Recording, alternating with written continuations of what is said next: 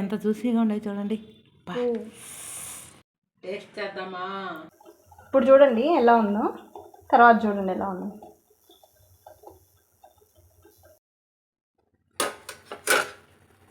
పది నిమిషాలు అలాగా వదిలేసేయండి.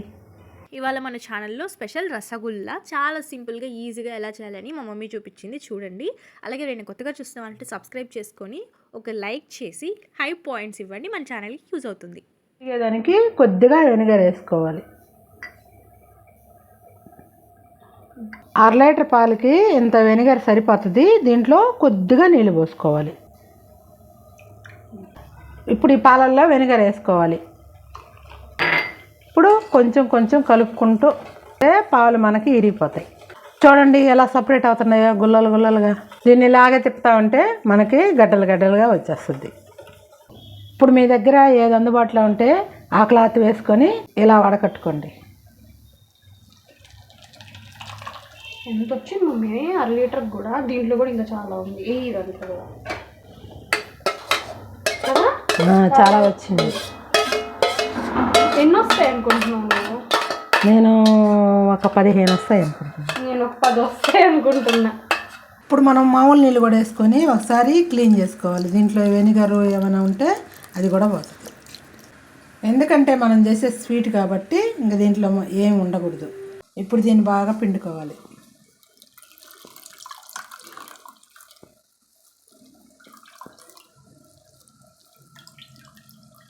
ఇందాక అంతు నుంచి ఇప్పుడేమంతా ఇప్పుడేమో 5-6 అయ్యేటట్టున్నాయి. నేను 10 చెప్పానమ్మా. ఇంత సైజు మనం చేసుకునే దాన్ని బట్టి. ఇప్పుడు దీనిపైన బరువు పెట్టి ఒక 10 నిమిషాలు పక్కన పెట్టేయండి. ఒక ప్లేట్లోకి వేసుకోండి. ఇలా చేయకపోయినా పర్వాలేదు, మాకు దీంట్లో నీళ్ళు ఉండడం ఇష్టం లేదు కాబట్టి మేము ఇలా చేసుకున్నాం.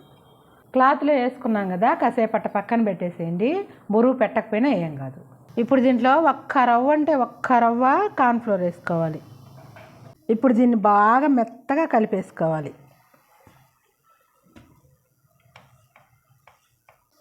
చూడండి ఎక్కడ ఒక్క చుక్క నీళ్ళు అనేది లేదు కదా. ఇట్ట బాగా ఒత్తుతూ బాగా కలుపుకోవాలి. జున్నుగా పొడి పొడిగా ఉండేటట్టుగా ఉండకూడదు. ఇట్ట మణికట్టుతో ఇట్ట ప్రెస్ చేస్తూ కలుపుకోవాలి. కనీసం ఇలాగ ఒక 10 నిమిషాలన్నా చేయాలి. అప్పుడే అవి సాఫ్ట్గా మృదువుగా వస్తాయి. జీరా కోసం 1/2 కప్ పంచదార తీసుకుంటున్నాం. మీకు ఎక్కువ జీరా కావాలనుకుంటే ఇంకొంచెం కూడా వేసుకోవచ్చు, కానీ 1/2 లీటర్ పాలకి ఇదే ఎక్కువ. 1 కప్పు చక్కెర వేసాం కదా, అదే కప్పుతో 1 కప్పు నీళ్ళు వేసుకోవాలి. ఇది మరీ తీగ పాకం లాంటి జీరా ఏమి రావాల్సిన అవసరం లేదు.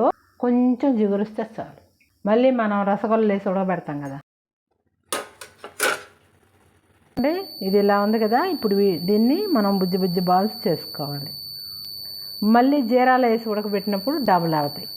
చూడండి, చేసేటప్పుడు కూడా అరచేతిలో పెట్టుకుని ఇలా ఒక చెయ్యి తగలకుండా ఇట్ట బాల్స్ని రౌండ్గా చేయాలి.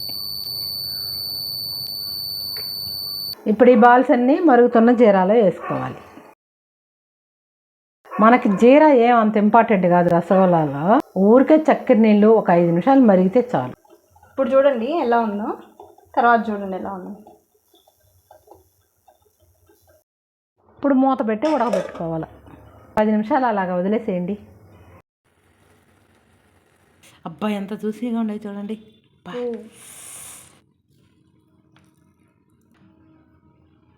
ఎంత బాగా వచ్చిందో చూడు.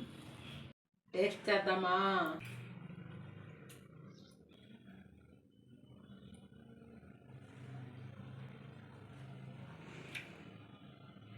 అదిరిపోయింది టేస్ట్ మాత్రం.